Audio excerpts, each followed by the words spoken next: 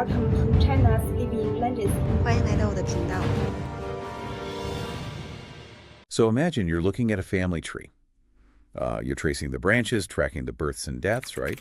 And over the course of 6 generations, 28 sons are born into this one particular family. Right. And all 28 sons live. But in that exact same time frame, across those same 6 generations, 0 daughters survive. Like not a single one. I mean, statistically, that is just an impossible anomaly. It completely defies, every natural demographic law we have. It really does. And today, for our deep dive, we are opening up a stack of historical dossiers to figure out why. We're stepping back into the Qing Dynasty, right at its absolute zenith in the late 18th century. But it's kind of teetering on the edge of this steep, violent decline. Yeah, the whole system is under immense pressure. Exactly. And our mission today isn't just to give you a timeline of historical events. We are using these records as a window into a really universal human struggle. We're looking at the brutal calculus of survival, the crushing weight of family fate, and honestly, the sheer defiance it takes to break a generational curse. Because, we usually view history through the highlight reel, right? The sweeping battles, the solitary heroes. But this material, it really forces us to look at the invisible architecture underneath all of those events. Right. So we are tracking the rise of one of China's most powerful lineages, which is the Zeng clan. But instead of focusing just on the famous statesman Zeng Guofan. The guy who ultimately saved the empire. Exactly, the savior of the empire. Instead of just him, we are tracking the hidden, multi-generational relay race that actually forged his mind. This is a story of attempted infanticide, intense philosophical discipline, and a matriarch whose iron will basically funded an empire's salvation. It's incredible. So I'm going to set the scene for you, and it starts with something incredibly eerie. Well, it begins with a major deviation from protocol. A massive one. Yeah. Okay, so it's 1671. A patriarch named Jiang Shi dies suddenly. He's 50 years old. And in the rush and the panic of this unexpected death, his family buries him at a place called the Fairy Pool on Qianlong Mountain, but they do it in a hurry. They completely fail to consult a geomancer to ensure the site is spiritually sound. And, you have to remember that in a traditional, highly agrarian Chinese society, the selection of the dwelling for the dead was absolutely paramount. It wasn't just a formality. The ancestors weren't just gone. Their placement in the earth directly dictated the fortune of the living. Right, and the family learns that the hard way. So a Feng Shui master later visits this rushed burial site. He takes one look at the landscape, declares it unhallowed virgin land, and delivers this truly chilling prophecy. Yeah, it's pretty dark. He tells the family that because of this specific burial error, their lineage is now cursed with 9 generations of, quote, daughter washing. Daughter washing, which in their terminology, washing literally meant drowning or abandoning. Right, so he is decreeing that no female infants born to this family will survive. And then the prophecy just seemingly comes true. Over the next 6 generations, 28 boys are born and survive, and 0 girls. 28 to 0. Just wild. But I got to stop the narrative right here. Because as I'm looking at these dossiers, I'm incredibly skeptical, right? Sure. We have 28 boys and no girls over a century and a half.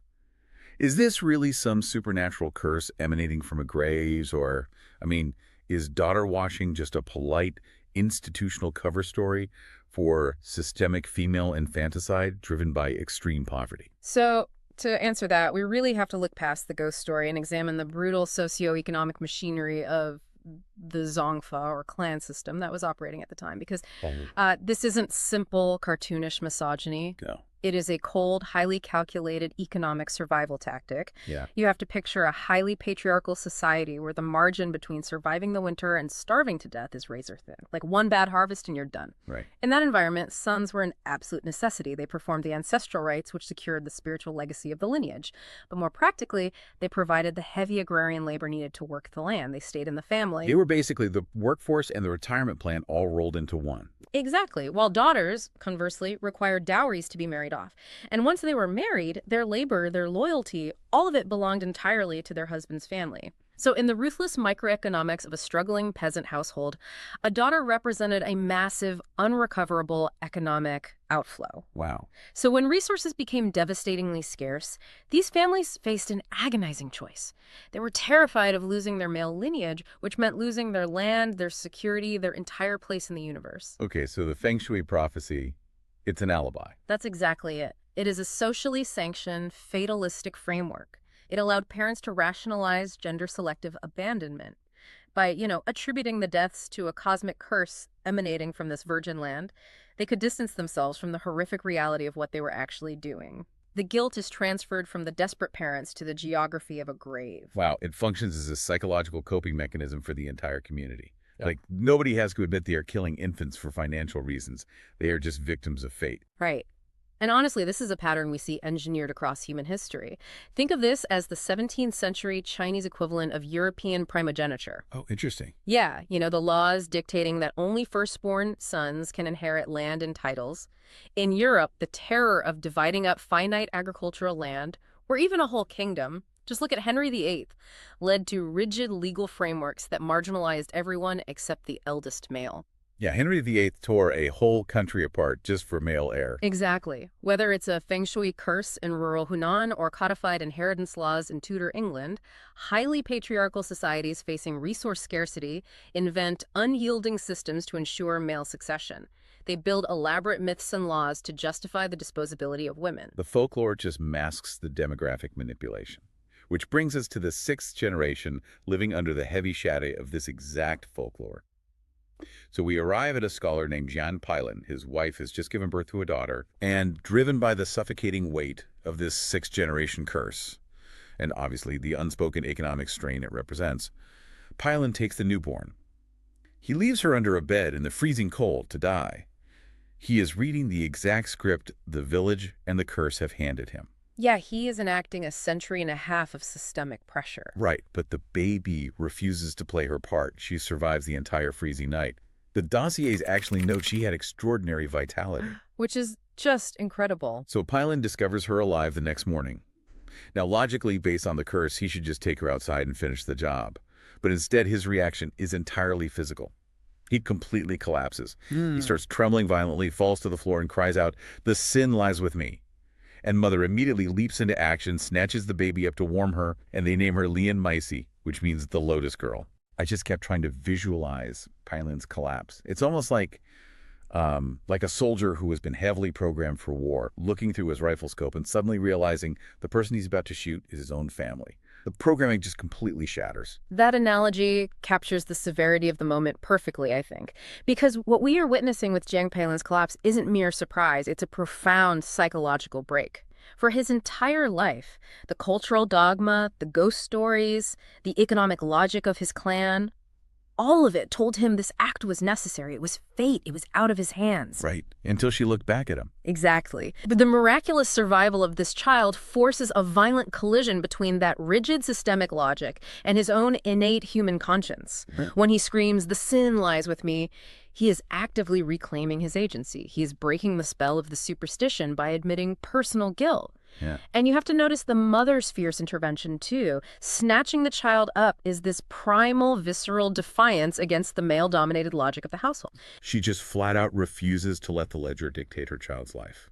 And this collision between systemic cruelty and individual conscience is a major turning point in human societies. It actually mirrors the shifting attitudes toward infant exposure in classical antiquity. Really? How so? Well, think of the Spartans leaving infants at Mount Taygetus, or in ancient Rome, the Patria Potestas gave a father the absolute legal right to reject and expose his newborns. It was an institutionalized method of population control. But eventually, just like Palin, society undergoes a moral crisis. Palin's sudden realization actually echoes the Enlightenment era awakening in the West. Oh, that makes sense. Yeah, that was a period where individual conscience finally began to systematically dismantle cruelties that had been justified purely by tradition or, economic utility. So the survival of a single resilient individual acts as a catalyst. Yeah. It sparks a moral reckoning that erodes a century of dehumanization. Yeah. So, the Lotus Girl, we'll call her by her formal name, Jiang Shi, she survives the winter. But I want to be clear to you listening. Her life does not suddenly turn into a fairy tale. Hardly. The economic realities haven't magically changed just because the curse was broken. Far from it. Her father, Jiang Palin, despite his intellectual pedigree and this profound moral awakening, he repeatedly fails the civil service exams. And we need to understand that in the Qing Dynasty, these exams were basically the only ladder to power, wealth, and security. You pass, your family eats. You fail, you languish in obscurity. Yeah, the Kiju, the civil service examination system, was an incredibly brutal bottleneck. Millions studied, but only a tiny, tiny fraction passed. Right, so after failing repeatedly, Palin doesn't just give up. He adopts this persona of an iron-willed mountain man. He pivots entirely. He pioneers a strategy that dossiers call Shenzhou, which translates to deep cultivation. Okay. And part of this deep cultivation strategy involves strategically marrying his surviving daughter, Jiang Shi, to a younger, much poorer man named Zeng Guofan. He is playing an entirely different game now. He really is. Jiang Shi moves into this financially strained Zeng household, and she immediately takes over. The historical accounts of her labor are staggering. Picture this. She sews every single garment, every pair of cloth shoes, for an 11-person household entirely by hand. Wow. When her father-in-law falls ill, she nurses him around the clock for 3 years while still managing the farm. But most intensely, she institutes a brutal schedule of night labor for her children. Imagine a freezing, pitch-black farmhouse lit by a single oil lamp. One child is studying classic texts, another is spinning yarn, another is prepping farm tools. She runs them to the bone. I mean, the physical toll on an 11-person household operating like that is immense. Right, which makes me question the narrative a bit. Think about what you're hearing right now. Her reward for surviving an attempted infanticide is to be married off to a poorer man, sew shoes until her fingers bleed, and enforce child labor through the night. Where is the prosperity here? Like, I look at this and see endless, crushing exploitation. And viewed through a modern lens, it looks exactly like exploitation. I get that.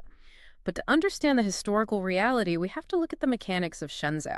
Remember that bottleneck of the civil service exams we talked about? Yeah. Jiang Palin realized that betting a family's entire survival on one individual's sudden academic success was way too volatile. It was just a terrible investment strategy.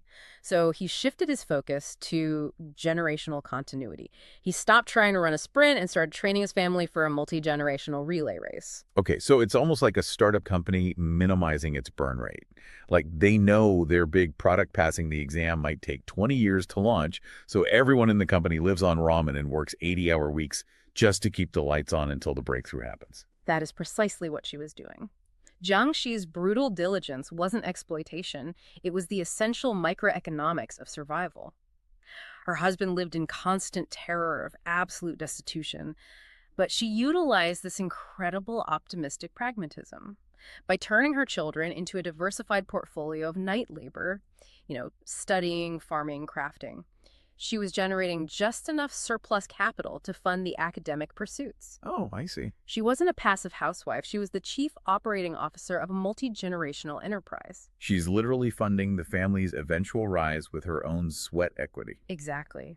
And this strategy of long-term domestic cultivation is the exact mechanism that built modern global influence. Think of patrician dynasties like the Medici or the Fuggers in Europe building influence over centuries. Or even more directly, think of Max Weber's concept of the Protestant work ethic. Weber argued that modern capitalism wasn't just built on greed, it was built on ascetic discipline. The idea is that relentless industry, extreme frugality, and the delay of immediate gratification are the literal engines of capital accumulation. Jiang Shi's household is a flawless, real-world execution of that exact philosophy. She is delaying the gratification of rest, so her grandson might one day rule. It's a major shift in how we usually view history, honestly.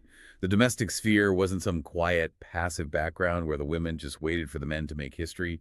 The domestic sphere was a humming economic engine, and the strategic stewardship of a mother was the invisible backbone of elite political ascent. Which brings us perfectly to the culmination of all this deferred gratification. Right, the massive historical payoff. The baton is successfully passed. Jiang Shi's husband, Zeng Guofan, finally breaks through the bottleneck and passes his exams in 1834.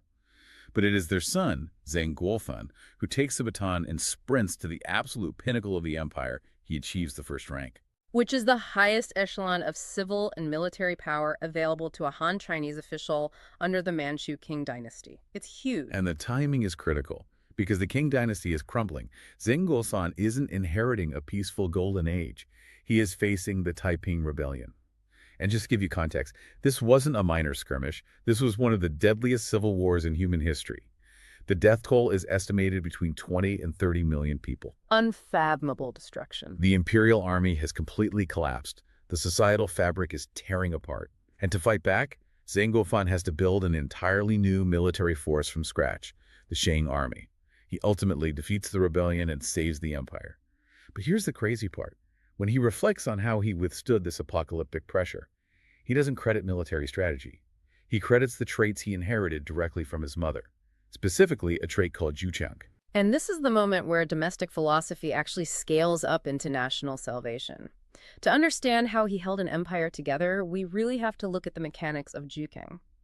It roughly translates to unyielding resolve, but it isn't just stubbornness, it is a principled ethical tenacity. Okay. In the Zeng family lexicon, this resolve required two components. Qi, which is the vital dynamic spark needed to initiate grand action, and Gang, the moral fortitude and heavy discipline required to endure the inevitable suffering that follows. Okay, so Qi is like the starter motor that gets the engine turning. Yeah. And Gang is the heavy-duty chassis of the truck that allows it to actually survive the rough terrain. That's an excellent mechanical way to look at it. You absolutely need both to move forward. And to maintain that chassis, this family enforced a strict code of what was forbidden. Their greatest taboo was shrinking from the wind and waves. Don't hide from the storm. Exactly. You do not hide. They considered the ultimate disgrace to be timidity and lacking backbone. They firmly believed that you cannot lead an army, let alone save an empire, if you have not first mastered your own soul and your own household through absolute clarity and strength. So basically, if you can't survive the freezing night in the farmhouse, you can't survive a 20 million casualty civil war. That is the core philosophy. And historically, building a hyper-disciplined force to navigate a crumbling society requires a very specific psychological framework. When you look at Zeng Guofan building a morally driven, disciplined fighting force to end a civil war, it instantly brings to mind Oliver Cromwell and his new model army during the English Civil War. Oh, that's a great comparison. And furthermore, this concept of JueJiang standing firm against the wind and waves is functionally identical to the Roman Stoic ideal of apatheia. Wait, apatheia. Because when people hear that, they usually think of apathy, like just not caring at all. Yeah, it's a common misconception, but it's quite the opposite. In Roman Stoicism, apatheia meant freedom from disturbance. It was the deeply held belief that inner moral fortitude and rational self-control are the only ways to govern effectively when the external world is literally falling apart. The Romans believed you had to completely master your internal landscape to survive external chaos. Right. Zeng Guofan's mother taught him how to sit in the dark, work through the exhaustion, and master his internal landscape. So when the Taiping Rebellion threatened to burn the country to the ground, he simply scaled up the discipline of that farmhouse. Wow. Let's try to bring all these incredible threads together. We've gone from a rushed burial in 1671 to the salvation of an empire in the late 19th century. What is the ultimate takeaway we can pull from these dossiers? If we step back and look at the vast expanse of this family's history, I think the master lesson is that enduring historical influence is rarely shaped by an isolated flash of solitary genius. History is a multi-generational relay race. It relies heavily on the unseen, meticulously calculated economic strategies of the domestic sphere. It requires the moral fortitude to face catastrophic wind and waves without blinking, and it demands an unyielding will that Zhuang, that in the case of the Zeng family, was quite literally born from a single infant's absolute refusal to freeze in the dark. It is wild to consider. We've traced how Zeng Guofan's massive destiny, literally saving an empire of millions from total collapse, was fundamentally engineered by a grandfather's academic failure, the economic survival tactics of a deeply strained household, and a mother's unyielding defiance against a supposed curse. It makes you wonder, as you listen to this, if our own lives are simply the current leg of a long, unseen generational relay race. What invisible curse or inherited belief are you unknowingly carrying right now? And more importantly, do you have the unyielding resolve to finally break it? If you found this discussion useful, maybe learned something new, definitely hit that subscribe button. We do these deep dives regularly, exploring valuable ideas. We appreciate you tuning in. Yeah, thanks for joining us.